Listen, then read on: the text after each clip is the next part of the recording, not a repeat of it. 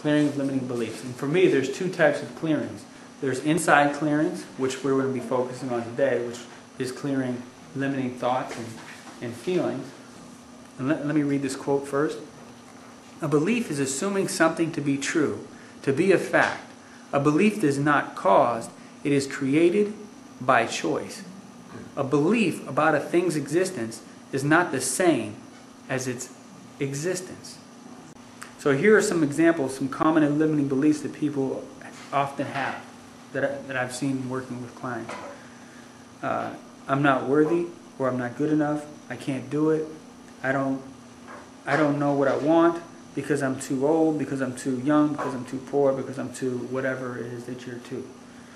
Because it's always been that way and it's always going to be that way, because I don't know how, because nobody will help me, because nobody respects me or sees me or acknowledges me, because he, she, or they won't let me do it or have it or give it to me. So those are some examples of limiting beliefs. So step 2, what we're doing is we're separating beliefs from facts, from feelings, and from behaviors and outside events. There is the thing that actually happens, which I would call data or facts. Beliefs we have about what happened. This is our perception or our interpretation of what happened. It's what we're adding to it. And then there's a feeling or an emotion associated with it. These are 4 separate areas listed below, along with an example of what I mean here, so you can get an idea of what it is. For example, this is the example. The example, let's say that I go into a store and I'm waiting in line and someone cuts in front of me. If we look down below, this is sort of a matrix that I created for that situation that I just explained right there. So I want you to see how this fits into this matrix. It's the same story. You see number 1, data and facts. Happens outside of you. You're just stating the facts of what happens. So in this matrix is someone cut in front of me in a line at the store. Just an account of what happened. Number 2, belief and interpretation. It's the thought that happens inside of your head. What do you think about what happened? How are you interpreting? You could be, again, there's hundreds of interpretations. I just threw a couple out there. They don't see me.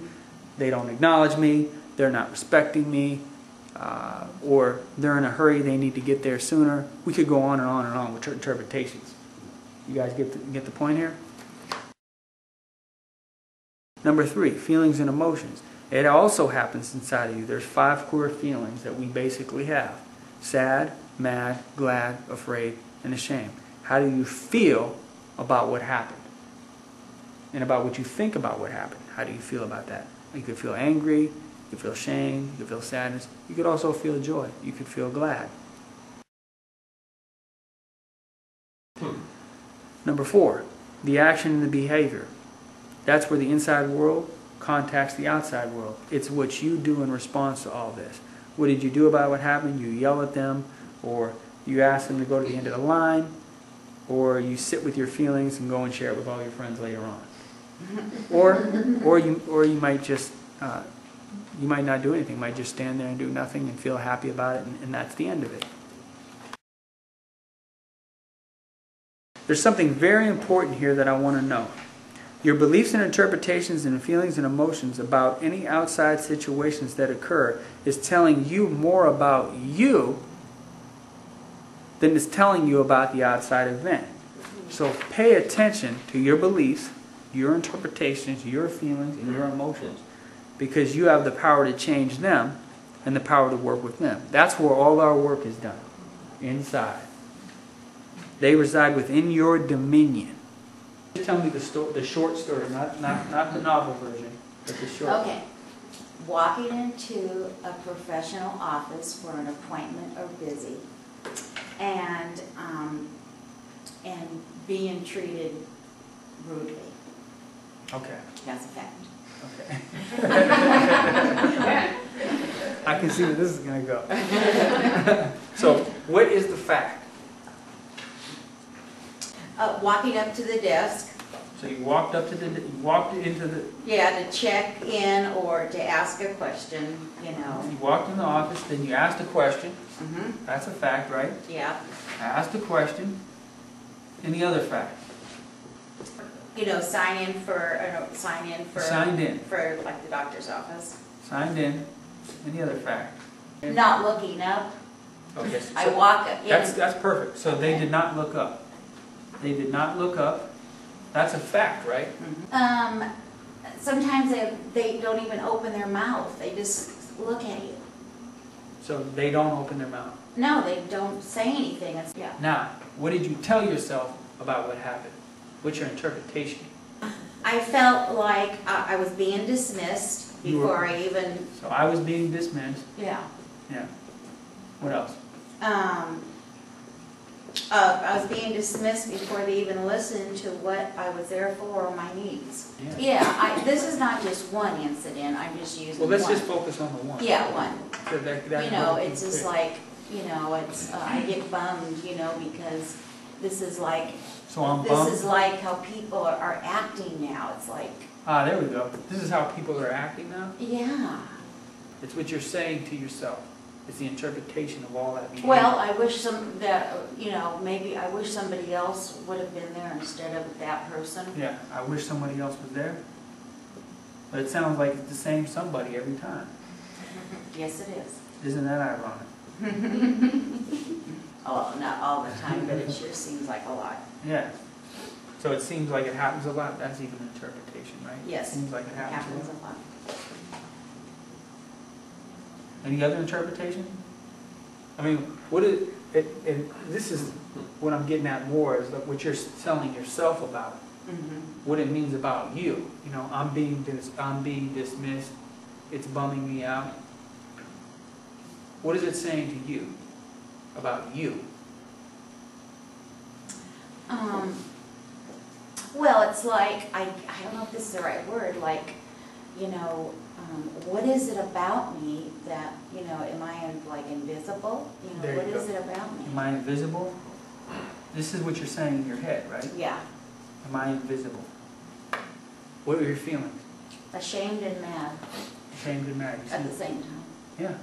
You seem clear about that. Any other feelings, or just those? Those are the two. Yeah. Okay. Thank you so much. What were your actions and your behaviors as a result of all this? Well, I suck it up mostly. You suck it up. Wow. So I suck it up. What does sucking it up look like? What is the action of sucking it up? Not getting super mad and just telling what jerks they are, Right. I don't want to act out, so I just suck it up. So could the action be I do nothing? Yeah. Okay, that can be an action, by the way. I do nothing. Or I go and share it with all my friends. Right? Share with Michelle. Or go drink. Or go drink. Do you share with as a result of that? Well, and I try to leave as quickly as I can. You left as quickly as possible. And I just stop talking. I just don't talk. I don't say anything. I left as quickly as possible. Clammed up. Yep, shut down, basically. You shut down the show. Yeah, that's... Yep, I shut it down. You ain't gonna get me. But the stuff in my head is different. The stuff in your head is different. Yeah, how I act is not what's going on in my head. It's not a reflection of, I get that. Yeah. You're not alone. We live in a world like that. Yeah. Where what people think in their head and their feelings is not a reflection of what they're doing. Yes. That's part of the reason why we're looking at this. The point of it is that we're learning how to separate what is ours and belongs to us from what does not belong to us. Because in that process, what happens is that many people, they tie facts together with their beliefs and their interpretations. That is where the work is, right there. And when you can start pulling facts apart from beliefs and interpretations, then you can work with the beliefs and interpretations in yourself. Because, like I was telling you before, that's where your power lies, inside of you. People do what they're going to do, or things are going to happen in the world.